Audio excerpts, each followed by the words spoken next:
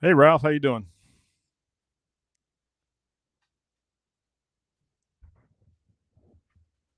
You hear me? I can't hear you. There you go. Yep. All right, that's better. All right, so we have a few people in. See if I can share it real quick. Hey Perry Lawrence, Tom Hill. How do you increase?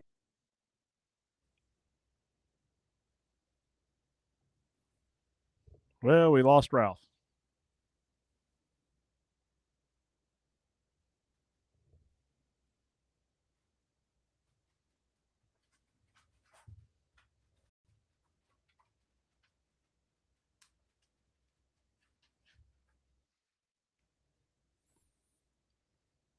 There you are. I'm still sharing it around.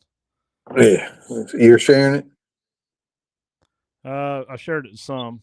Right.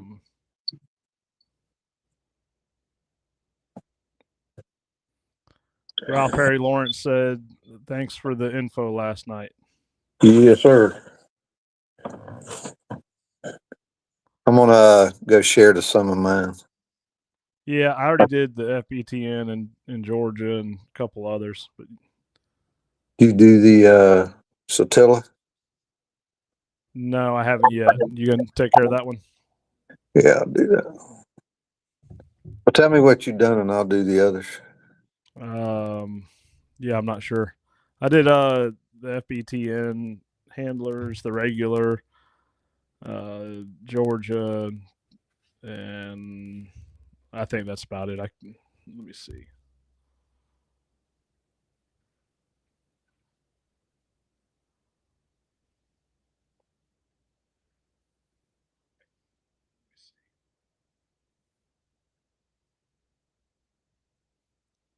It's not let me pull it up.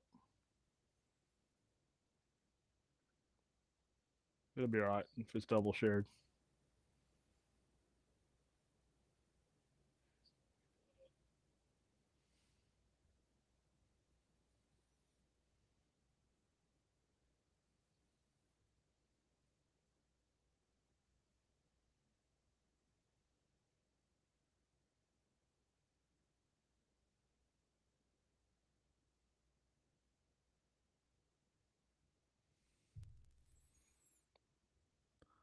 All right, for everyone, we'll get started here in a minute. We're going to talk about our opening weekend, share some stories, and answer some questions and all that.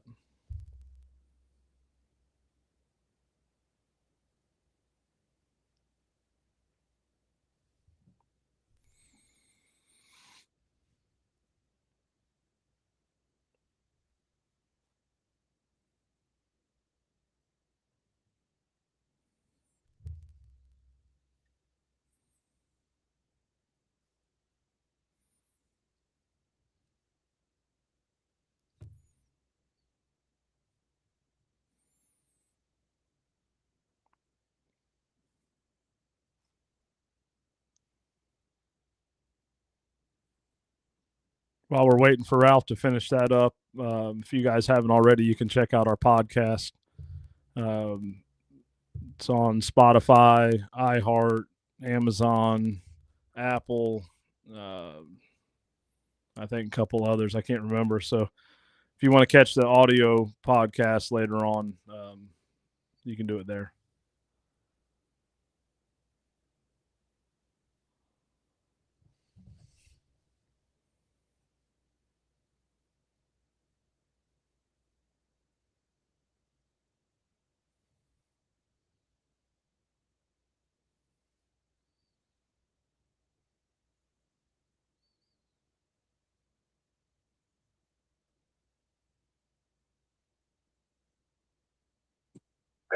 All right, should be done. All right.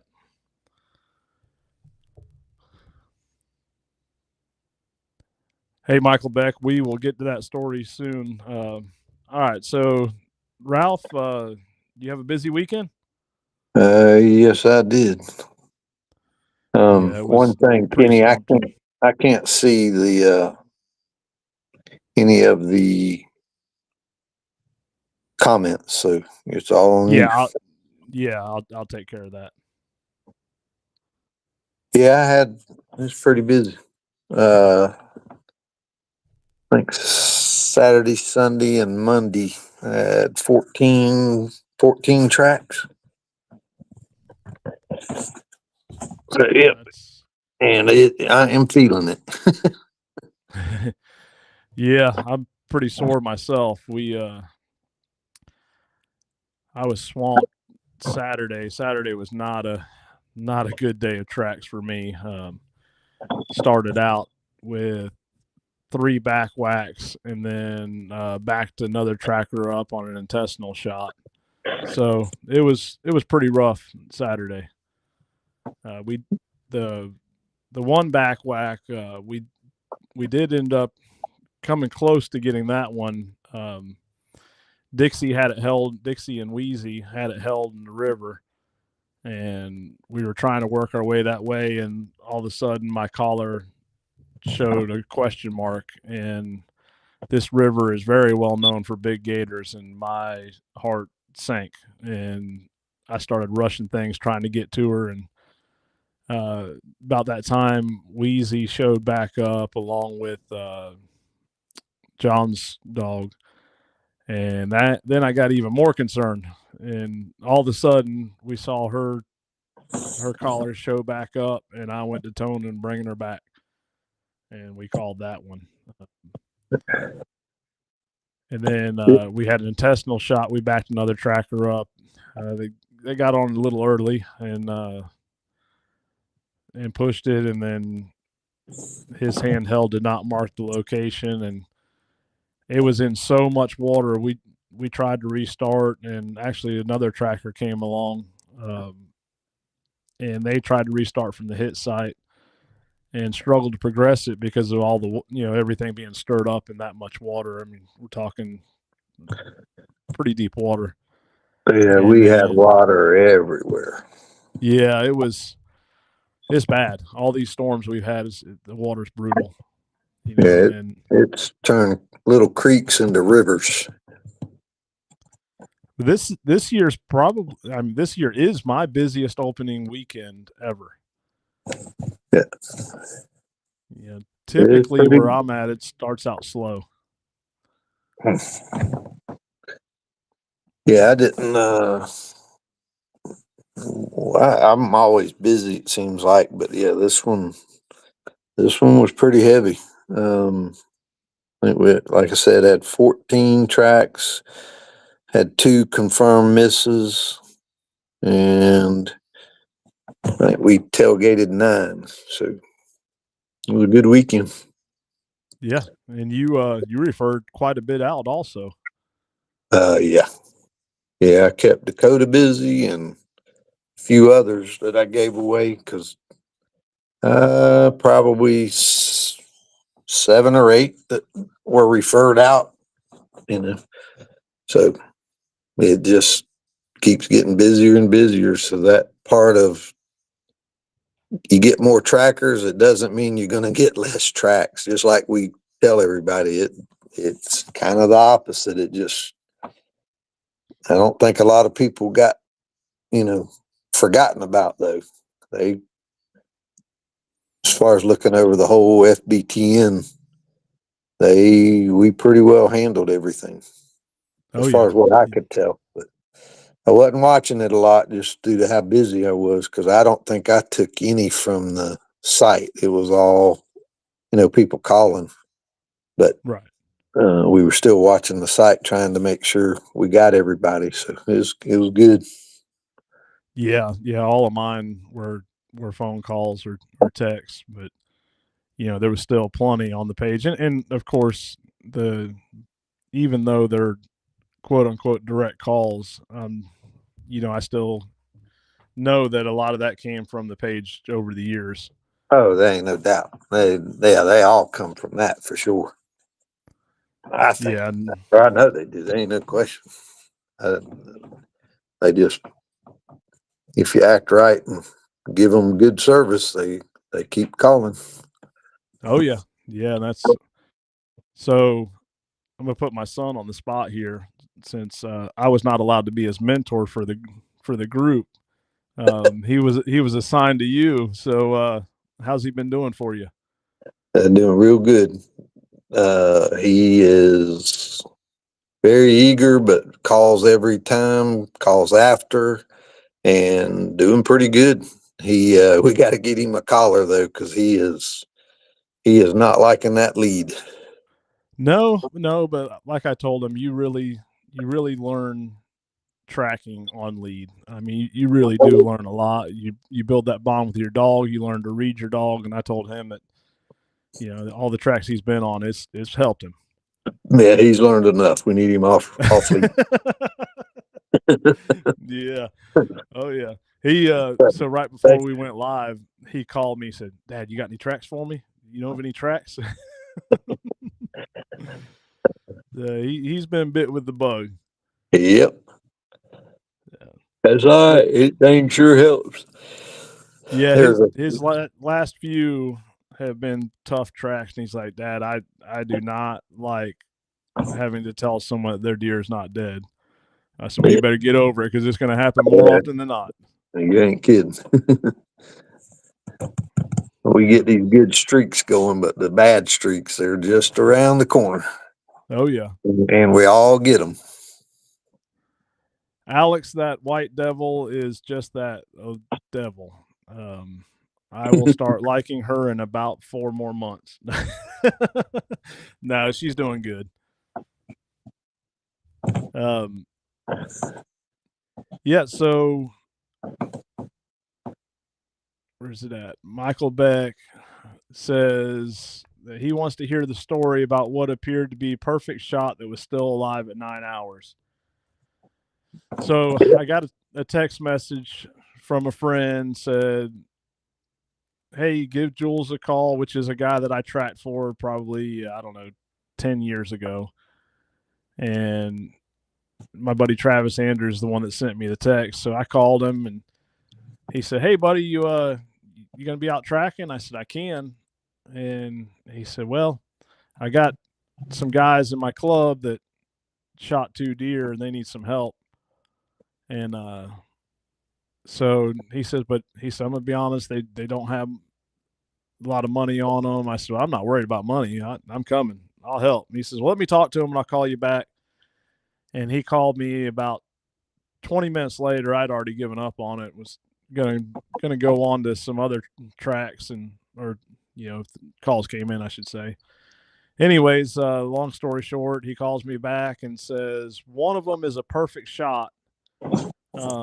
They're gonna go look for that one, and then the other one was shot pretty far back. He believes in the ham.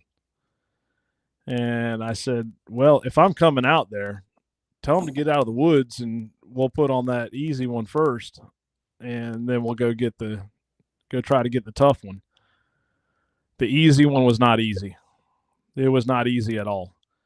Um, there was very, very little blood on the trail. The dogs trailed it pretty good, and a lot of water. We went through, I think it was 4 ponds.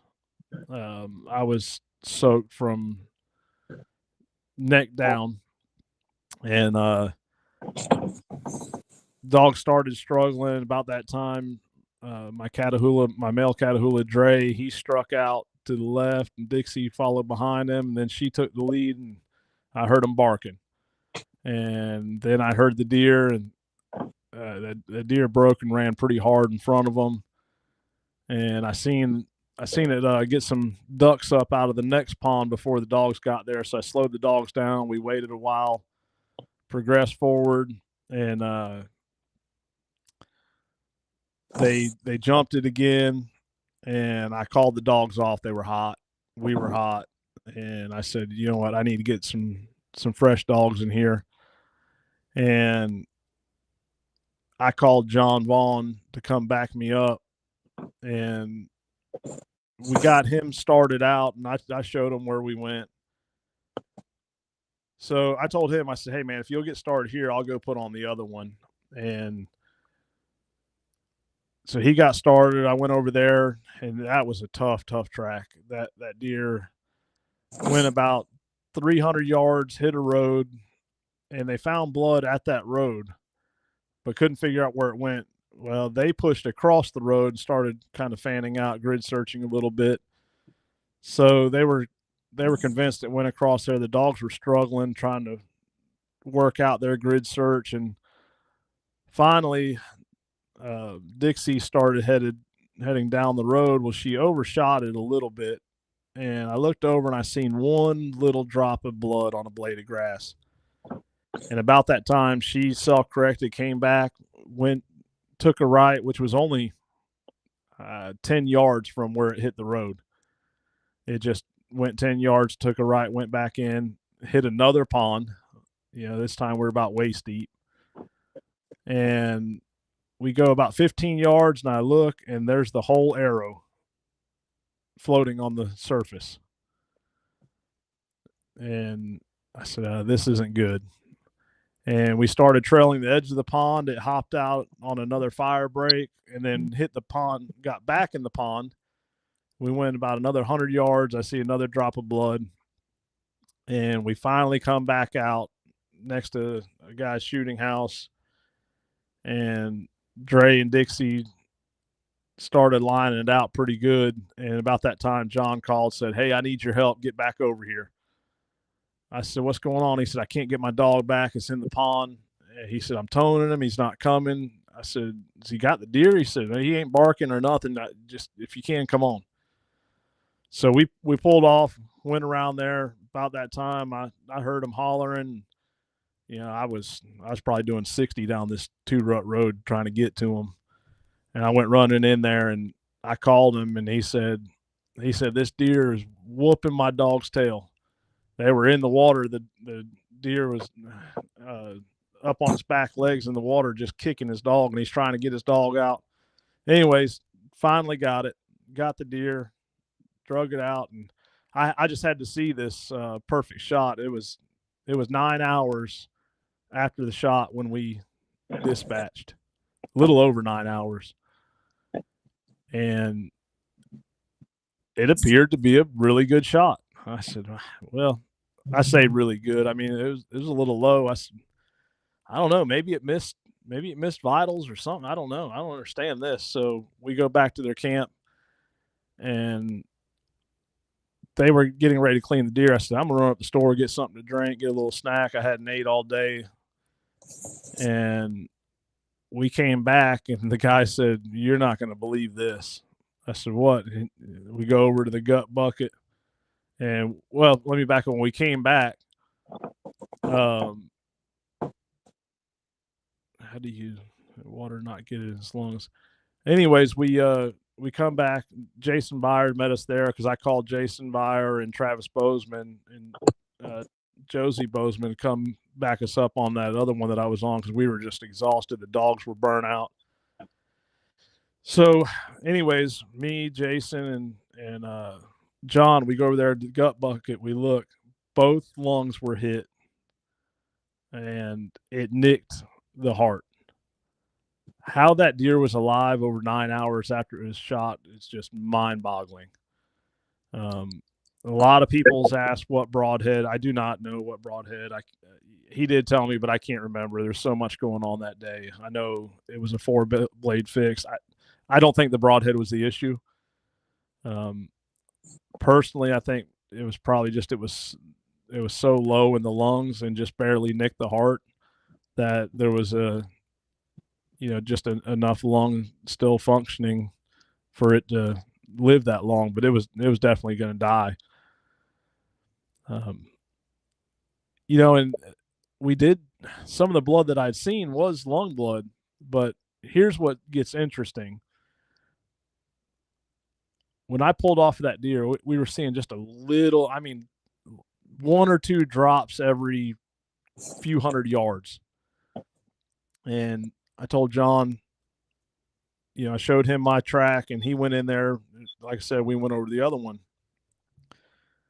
And he called me, he told me, he said, I seen where your dogs went in and jumped the deer to the left.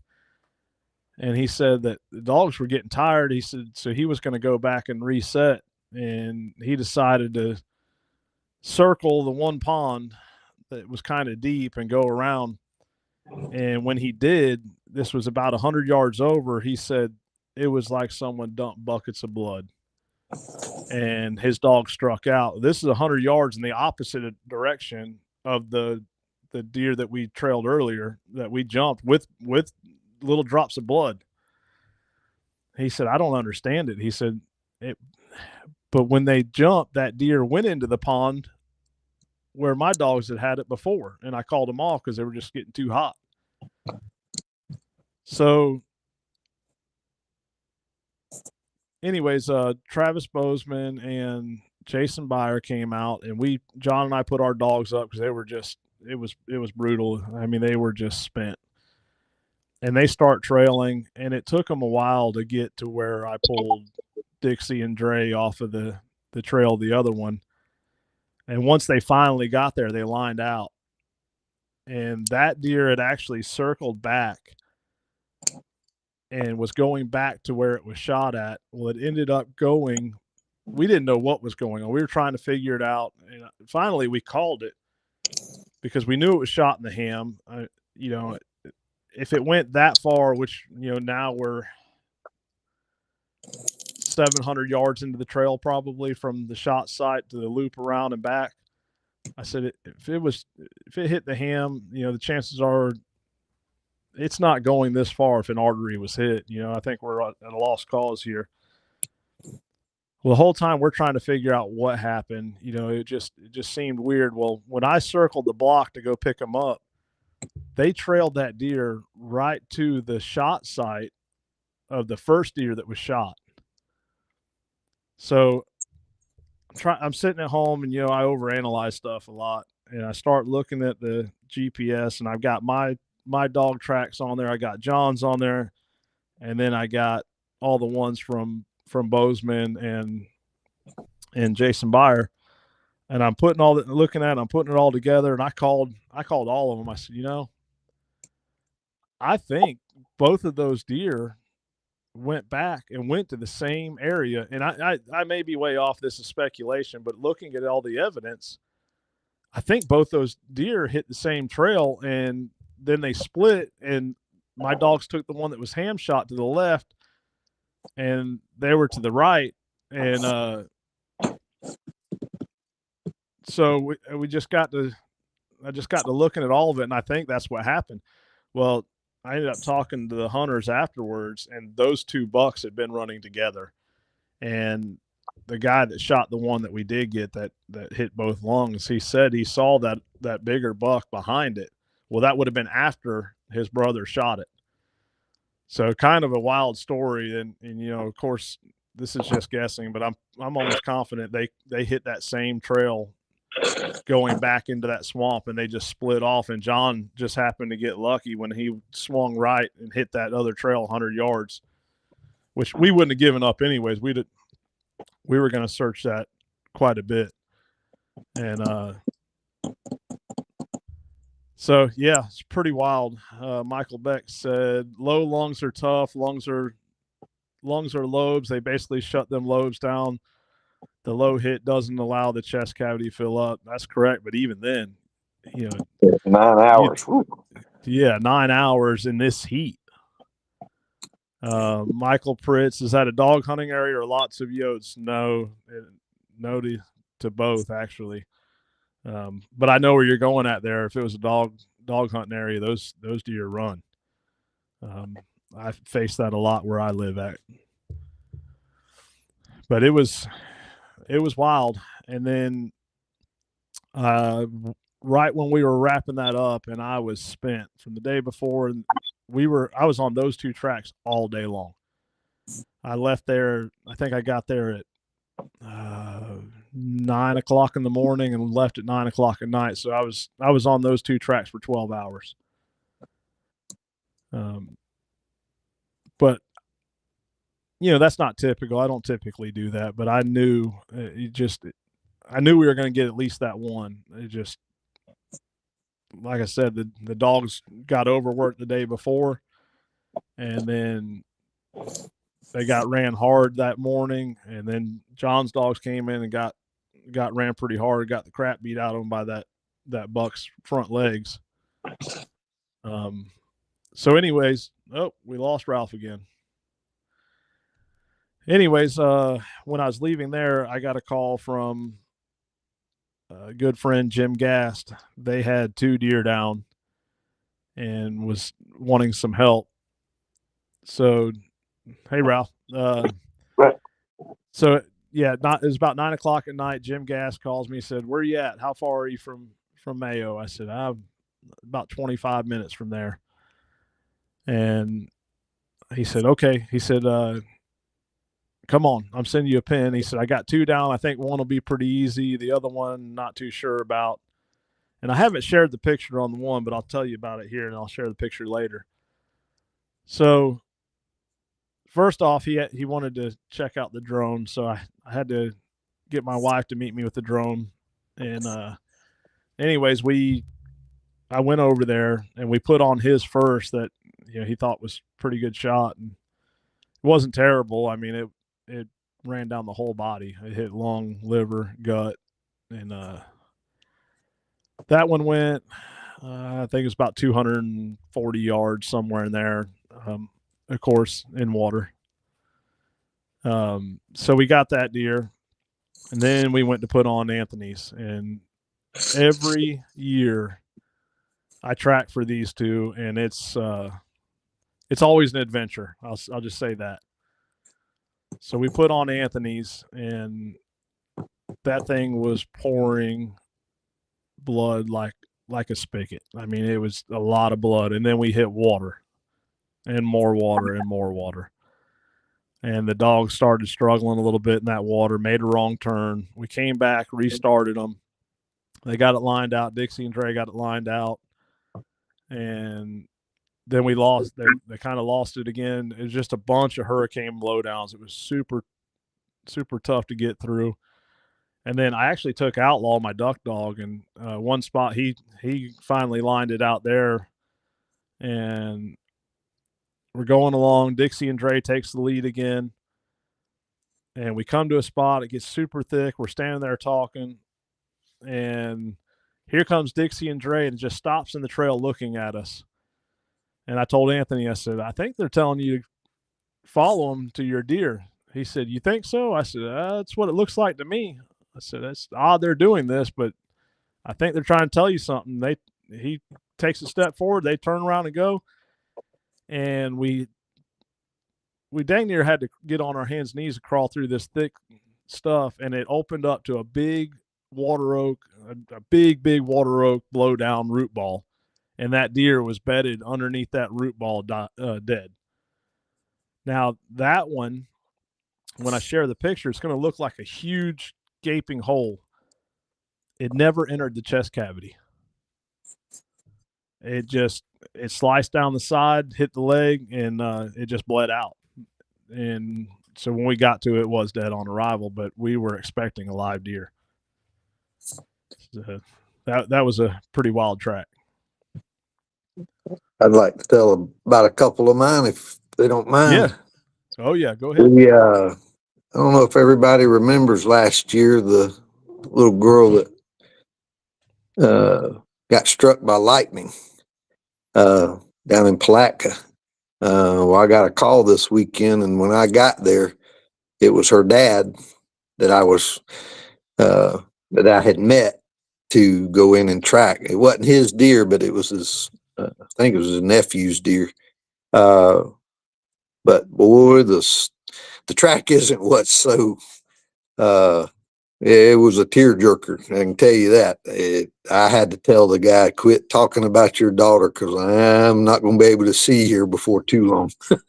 But man, it was. Whew, he's still hunting her deer that she was hunting the day that they got struck by lightning. He got struck, got knocked 8 feet, and then it had hit her, and so she had passed right there in the ground. They were hunting together in the ground blind. Boy, I mean, still making me. That's something else. And he showed me the picture of the deer that he's hunting. That was the deer she was hunting the day she got killed. So I'm like, well, I hope you give me a call when that one falls or that one gets hit. He said, you'll be the first. So, whew, that's going to be something. You We better take drove some into the, tissues. yeah, you ain't kidding. We drove in the woods. He's driving her truck. So I'm sitting there going, dude, just quit. I can't handle much of this now. So that was a little we found I say that we found the deer, but here's another lesson moment for anybody that you might go, what the heck? Something ain't right here. Camo, which is in my book, as far as I'm concerned, with my dog, just solid. She will never leave a deer. Well, I can't say that anymore. We went in, it wasn't but about 150-yard track, and she gets in and trees. So I'm like, heck yeah. So we start going over to her, and it's wet, like everything, wet and thick, and we're getting into the wait a minute vines and stuff. So we're moving real slow getting in there. All of a sudden, Camo starts moving. I'm like, well, crap. That your heart sinks when that crap happens because you thought you had it. She goes out kind of away from us, about 20, 30 yards, and turns and comes right back, not on her track, but turns and comes right back close to her track that she left on from where she had treed, and comes right back by it, comes by us, and just goes to the truck. I'm sitting there going, holy crap, thinking, trust, your dog's telling you the deer's not there. I couldn't leave. I turned and started to go to the truck, and I'm like, there's something, they ain't nothing. She don't ever do this. And Kayla was with me, my apprentice, and I said, Kayla, 'cause my leg was killing me by then. I said, do you mind just walking in there where she treed, and her and the hunter, or excuse me, her and that little girl's dad and the actual hunter's dad was there. And they went in 20 yards from us. There sat the deer where she had treed. And I'm like, how do you like that?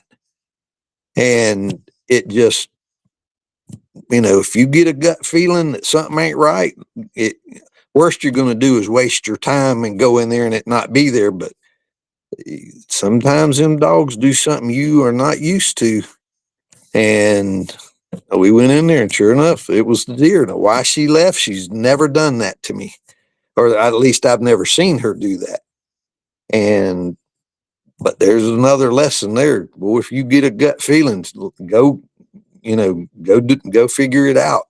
And turned out there was the deer. So it was cool. Yeah, I've had that happen. It's kind of mind-boggling sometimes, but that goes back to what Al Sherman always says: trust but verify. Yeah. And that verification right there paid off. Yep. And we had another one where we talking about water and dogs.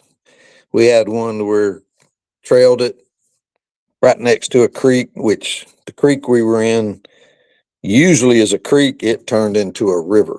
I mean, we went in, it went out into a clear cut, made a big, about a 200-yard loop out in the field, and came back came back into the creek. And Camo's just going, we had Camo, Icky, and Kayla's dog, Sophie. And we get into the edge of the creek, and Camo's just going up and down the creek, and they're like, wondering what happened. I said, nah, just wait a minute. She don't like to go in the water, so she's making sure that thing didn't go up along sides of this creek edge here. And I said, just wait a minute. And actually, I had seen some blood going out into the water on some bushes, and I said, just give her a second. And I said, she'll hit it. Sure enough, she came and started in the water. And I said, well, the deer crossed, so we're going to go. We get out there, and we get on this edge of this, there's little peninsulas and little things out there where we could stand and not be in the water, but the dogs are out in the water. And what they were doing was swimming. They were downstream trying to swim upstream.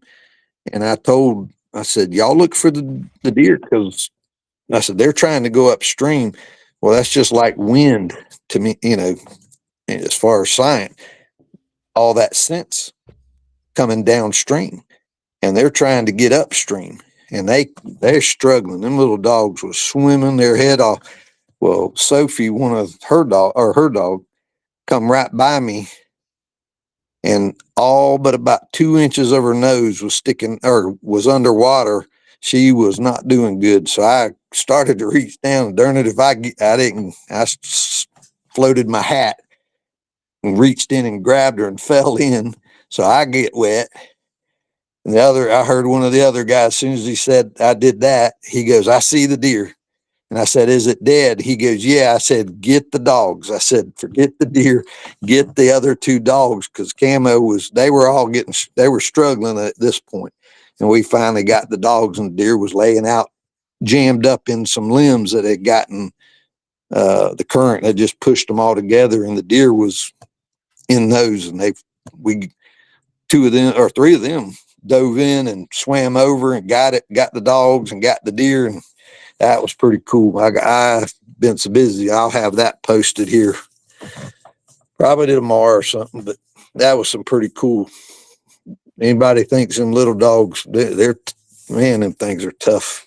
So they don't stop for nothing. It's pretty darn cool. That was a cool track, but nice buck for that boy. He was tickled to death. Yeah. So if I remember right, Ralph, we figured it up between me, you, and Dakota. I'm trying to remember now. Was it 20? We had 29 tracks, and I think 18 recoveries. Yep. In 3 days. Between the 3 of us. Yep. In 3 days. That's pretty strong just for 3 trackers. Oh yeah. Yeah. And, that's not counting everyone else. And I do want to tell another story. Sunday night, I got a call to track one. It was about, I don't know, 20 minutes from my house. And it was Saturday night. I'm sorry, Saturday night. It was about 20 minutes from my house. And we had just finished up that track on the intestinal shot, and I just got home, and like I said, it was a long day for me already. And I had called Travis Bozeman to bring his daughter on that track on that intestinal shot so we could try to get it. And she was wanting to get her first recovery. And she'd been training her own dog and was excited. So when that track came in, I started to take it. I said, you know what? Let me call Travis and see if him and Josie wants the track. And, I didn't know it was going to be as good of a track, but regardless, I wanted to give her the opportunity to get her first deer. And Travis is like, I just laid down in bed. Let me think about it. And next thing I know, they're heading to the track. So he let her work in front of him, and he had his dog on lead, stayed behind her. He actually sent me a picture of the GPS, and she recovered the deer. It was her first one. I think she's 14 years old. And, she had won that dog at seminar last year or this past year in Florida when her dad told her not to bid on it, and she kept bidding on it. So he told her that she had to train it herself. She had to work and pay for it. And so anyways, they recover that deer, and they're standing around talking. And the guy says, yeah, we shot one. We shot another one, but, we missed it or whatever. He said, well, we're here. Let's try it. And she recovered her second deer. So, I'm so glad that I didn't go on that track and that I picked up the phone and asked them to go. So what you're saying is she's batting 1,000. No, because they didn't have the recovery on the other one I called for him or called him for. So actually right now she's 50-50. Oh, gotcha. But thanks to me giving her 2 other bad tracks, but I was right there beside him. So, but yeah, that it always for me it really feels good to be able to help out new trackers and see them develop into what they're becoming. And just like with my son, he's doing great, and Josie's going to do great. It's awesome to see these young trackers coming up. Let me say something right there. Anybody that doesn't think you get some enjoyment out of being a mentor, you are dead wrong. It is fun. It is, I don't know, especially on some of the younger people, it is a blast to see their excitement level, their confidence level, and even handling some of it is handling the bad situations. He handled one where some people were drunk and high, and he handled himself properly. And it just, it's cool as crap to me. I love it. It's just good. So anybody that thinks they would like it, you're wrong. You will love mentoring somebody. That is just fun. Oh yeah, honestly, I mean, I love tracking deer. Don't get me wrong, I love putting deer on tailgates. But I'm kind of to the point now where if I can call someone else and tag along and get to see them progress in their tracking abilities, that's what I love. I'll keep my dogs in the box. I don't care. Oh yeah. Yep. It's don't get me wrong. I enjoy finding deer, but if I had never found another one and I was able to help other people get into this, and I would have just as much enjoyment out of that. Actually, more. And I'm going to put up a comment from Chuck Darby here. It says the non-recoverable tracks are the ones that humble you. And I'm glad you mentioned that, Chuck, because my son called me today. Actually, he had another tough track, and he's 3 or 4 in a row now without a recovery. And he's like, Dad, I can't handle this. This is tough having to explain to these hunters that I'm not recovering their deer. And I had to explain to him, Dakota, half the deer that you're tracking are not dead. And that's just a fact. You were not the one that made the bad shot. Just put forth all effort that you can. And, if you think that the outcome should be different, make sure you call someone in for backup. And he's not afraid to do that. Yep.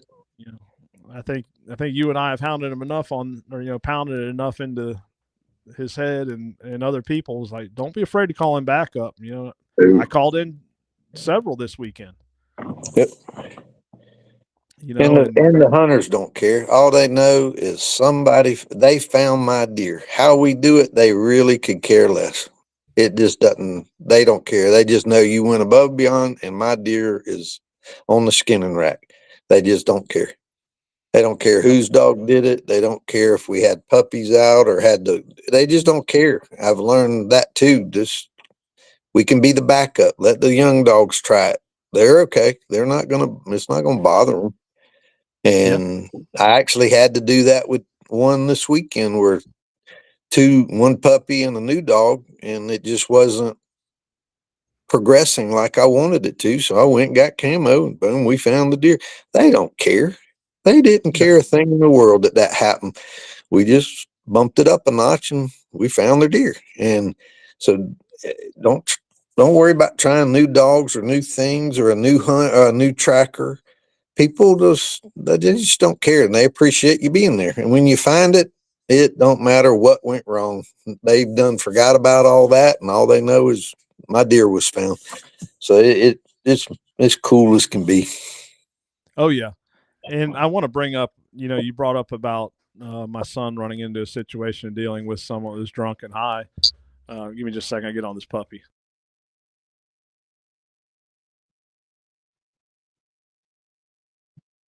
That's that white devil that he was talking about. But you brought up about my son having to deal with someone who was drunk and high, and how he managed that situation pretty good. I want to bring up another one. It's like he's running into everything all in one weekend. Oh yeah. he came across one spot where they tracked the deer to a fence, and he asked the hunter, "Hey, you have permission?" They said, "Yeah." And so he crossed the fence. Well, the hunter and his friend stayed at the fence, and he kept going. And he called me. He said, "Dad, I got to call and ask you a question because this just doesn't seem right." He said, "I crossed the fence, and they said they had permission, but they didn't come across the fence with me." And he said, "Now I came up on a sign that says uh, state park." And he said, "I'm going to leave this track. You think I'm right?" I said, "Yeah, you're right." I said, "If they wouldn't cross that fence, chances are they did not have permission, and they were going to put you in jeopardy."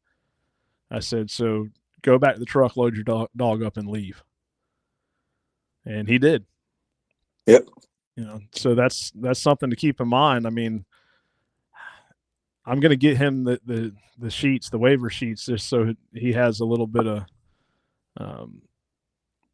just something that he can explain. Hey, I did put forth the effort, but keep that in mind. If they're not willing to cross that fence with you, there's a reason why. Yep. And like I said, he's ran into a bunch already in just one weekend, but he's been on a bunch of tracks this weekend. Oh yeah. He's been on a bunch with me over the years, but this is his first time on his own with his own dog that he trained by himself, and so he's getting a lot of new experiences. And he ran into another situation where he showed up to a track and another tracker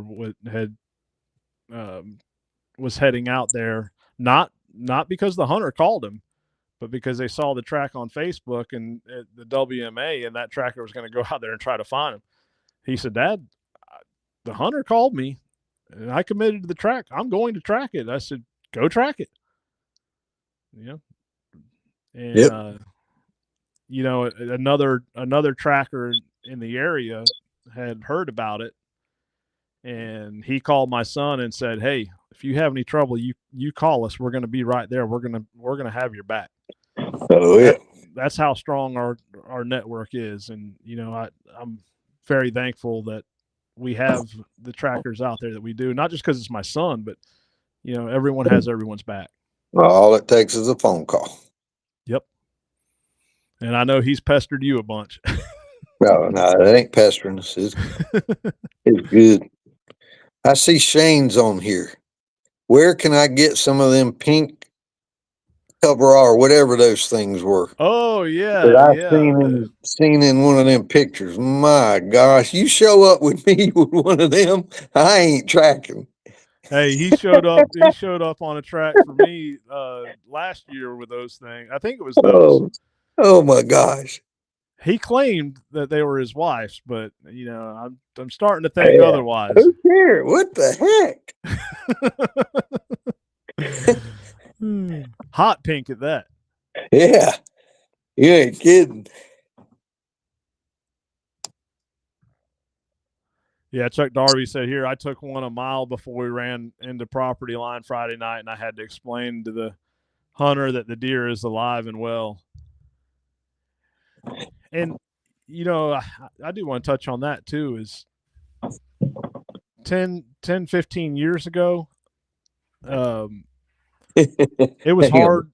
Oh yeah, I see that. 10 or 15 years ago, it was much harder to explain to the hunters that, hey, your deer's alive. Yeah. Man, it's gotten so much better over the years that these hunters have. We've done a good job educating them. When I say we, the tracking community as a whole has done a good job educating them, and now they're more acceptant when you tell them that. Put that one from Shane up on the page. 7 for 7 in those bad Shane, boys. if that's the case, I'll wear a 2X. Get me a pair.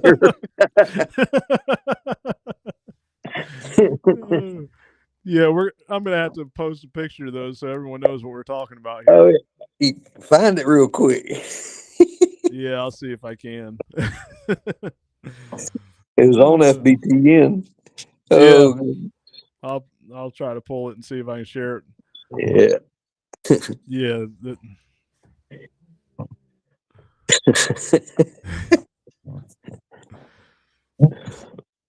Yeah, don't think we don't pick on each other either. Oh yeah.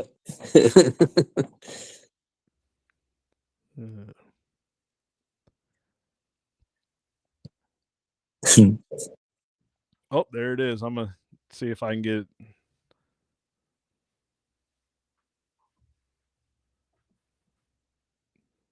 I'll send it to my computer where I can put it up.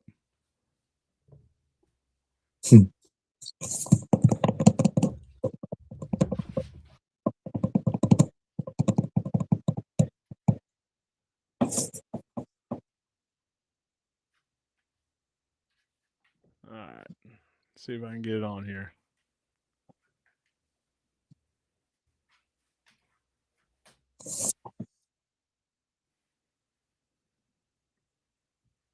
Where's that? Nope, that's not it. No, I got it on here somewhere where everyone can see it. And for those of you listening to the audio podcast, you're gonna have to watch it on YouTube or Facebook to see this. It's uploading now.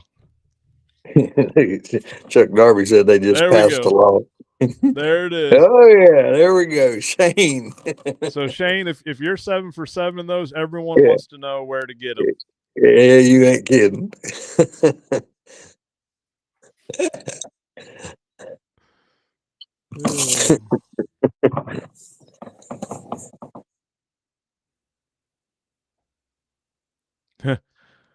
Michael Pritt says, have you ever parked your truck with deer in the back next to where the deer is dead, put on gut shot and got within 20 yards and my dog runs in bed of truck and had to get the truck out and we found the deer 30 yards from where we parked? I've actually done that. Yeah. Chuck said Mississippi passed a new law to wear hot pink is legal this year, along with blaze orange. You can wear either or. There you go, Chuck. You got to get with Shane and get some of the pink overalls. Lucky overalls. Yeah. I did one year. We were up in Illinois, and I'd taken we were at the motel, and I took Camo out to go to the bathroom. It was snowing, or snow was everywhere. And I get out there, and she just goes over into the parking lot, and she just circling and just go. I'm getting aggravated with her, and I'm trying to get her. It's cold. I'm trying to get back inside. I go over there, and she's just sitting at the back of a truck. I'm like, I'm getting on her. I mean, I'm hollering at her, just being harsh, and she just sitting there. I go over there, and there's a dead deer in the back of the truck. I'm like, well, can't get on to her no more. Wait a minute, would that be a recovery?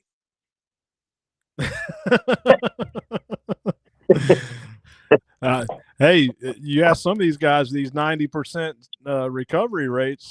There you go. There you go.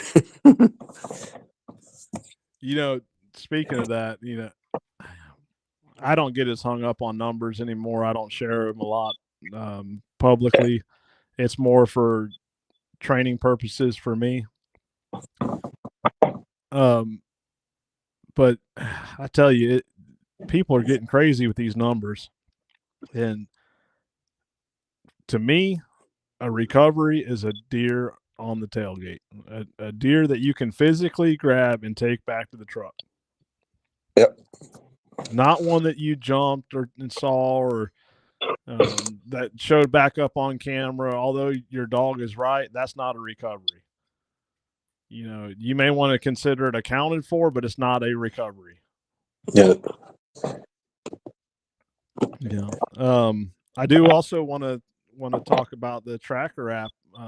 We had some tracks come through on the tracker app this weekend, and I tell you, it's a pretty smooth process. I don't know if anyone else had gotten any off of it, but you know, I liked it. I talked to Shane last night.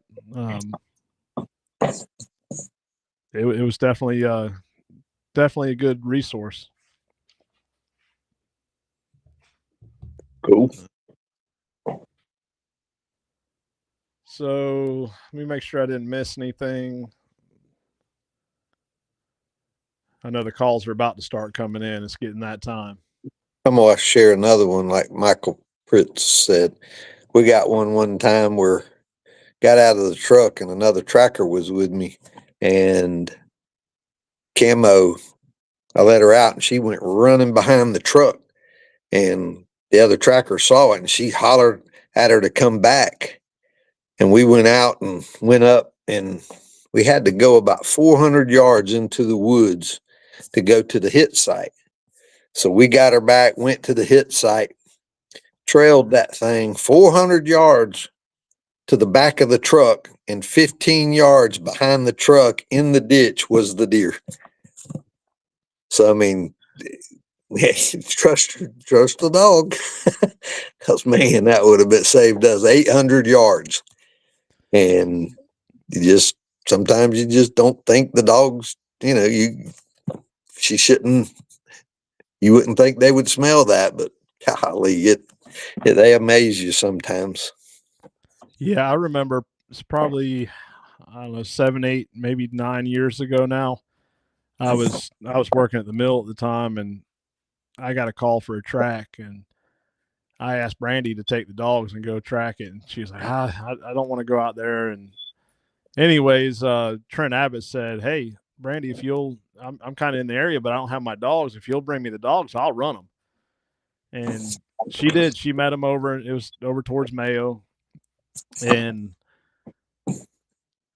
so she pulled up there. He got the dogs out, went in a straight line, 100 yards, and the dogs turned around and went back to the truck, or was going back to the truck. So it started out he had my puppy, and he said, I'm gonna get Dixie, or not Dixie, Xena and Sam out and see what happens. They go in 100, 150 yards, turn around, going back to the truck. He's like, what in the world? So he tried to push him forward, and nothing. Well, he got to thinking about it when he got him out of the truck, they tried to go to the other side of the truck, and he was correcting them, putting on the trail. That deer went in a straight line and doubled back completely straight and went right back across the road 30 yards dead. If he'd have just let him go from the beginning, they'd have went straight to the deer. Yeah, you don't see that very often, but it happens. Michael Pritz said technically I found that deer twice. Yeah. So I don't know if anyone has any questions. I do want to say, I think almost all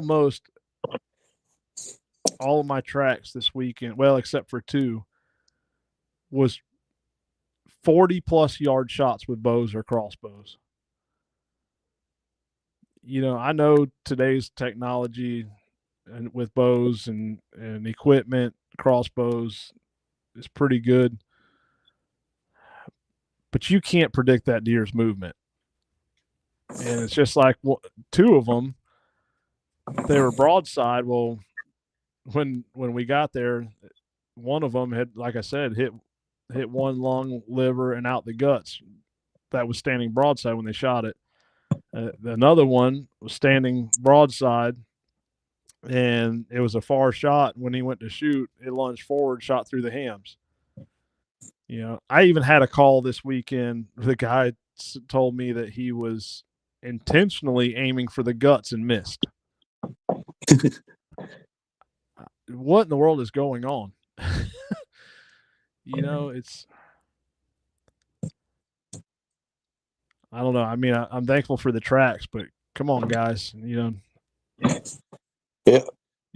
We ain't Robin Hood out here. I think, me personally, and I used to be an avid bow hunter, but I personally think lack of practice has come into play with the crossbows. They think it takes the margin of error on the practicing to where you don't have to do that anymore. They're almost treating it like more of a rifle and it just, that's what I see. And they can mess up with a darn crossbow just as easy as a bow. And Oh yeah. so, and once again, I think people are swapping speed for, not for that kinetic energy or knockdown power, because you can get it with a bow or with any of it, and they're going the wrong direction. They got to have that speed, and I don't think, from my experience, and from hunting with a bow for so long, I don't see it. I think it's just going the wrong direction myself. Yeah. And it's evident with a lot of the tracks we see. It is just, because crossbows, I think I could be wrong, but I think I'm tracking a lot more crossbow stuff than ever. Oh yeah. Yeah, and like Starting, Michael Beck said, archery is supposed to be about getting up close, not how far guys are losing yeah, sight of that. Yeah, it's oops. Yeah, same thing. Last year, more tracks with crossbows than the compound. Yeah, and a lot of that's just because it's legal, especially on private land. Of course, public land here in Florida, you have to have a disability permit. Um, yeah.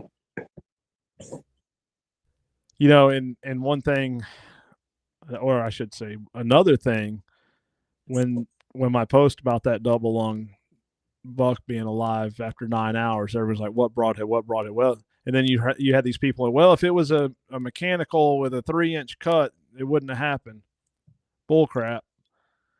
I track a lot of deer with shot with big mechanicals, and it's just a mindset of people thinks, a bigger cut, bigger margin of error, you can take a more questionable shot, and that's another flawed mindset. Just like a big caliber rifle, I people had think they have two. a 300, they can just shoot wherever. Yeah, I had two this weekend where the mechanical didn't deploy. Yeah. It Things go wrong with stuff that can move. Oh yeah. Yeah. And I think it takes, going back to the kinetic energy part of it, those mechanicals, that you cannot have a mechanical have as much kinetic energy as a fixed broadhead. It just goes against science. It slows it down too much. Yep. Went right at the point of impact. Too many moving parts. And Oh so yeah. it just, those ones that, good hard fixed blade, they just go to slicing.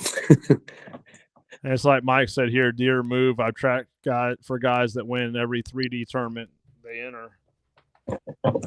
Dogs getting into everything. The whole practice more doesn't hold water when it comes to shooting live deer. I agree and disagree at the same time. I mean, yeah, you can't predict movement, but there's I mean, if you don't practice, it's just magnifies I, everything else. and I was talking to another buddy, or Travis, today, because he shoots a lot of bows. I used to practice a lot to gain the confidence that I think I could split hairs, Yep. shoot through small openings and have the confidence that I can make the shot. Well, you got to build that up to a level that when you're in those situations where your heart's pounding, deer's moving, something's going, you got to have enough foundation there to at least have a shot at it. And it's so, because it's good, you don't practice, all that, it's getting worse. Things go wrong worse. Yep. To me, that's just me. That's how my mindset was always. I felt like I could just drill something, didn't matter where, but and still screwed up because of all the other factors of, just that pounding of the heart that kicks in, or elevation, or not enough, bringing that into play. You can shoot on the ground all you want. You need to be shooting in the tree stands. Oh yeah. But that's all for the hunters. I mean, we're thankful to get the tracks, but I see a lot of that stuff. They just, it's like practicing as an old art or something. Yeah. Another thing I want to bring up, and I was trying to find it here. Most of the tracks I went on this weekend were grid searched bad. And I'm trying to find it, and I'll get it up next week. We'll talk about that more next week then. But I had a statistic from Shane. It was like 900 something tracks, if I remember right. But I'll get it back up. Grid search tracks. Here it is. Let me pull this up. All right, the track quality says 40% of tracks were grid searched. 21% of those were recovered. If that doesn't speak volumes, I don't know what does. Yeah. 21% of the grid search tracks were recovered. I'm going to post that too, where people can share that around. That needs to be shared. These hunters need to see that. Yeah. But it is. My phone is starting to blow up, so I think we got some tracks coming in. Yep. We'll see y'all next week. We'll talk to y'all next week. Yeah, thanks everyone again, and we'll be on next week, and I'll get this one, and I got another one to upload as an audio podcast, so y'all check it out.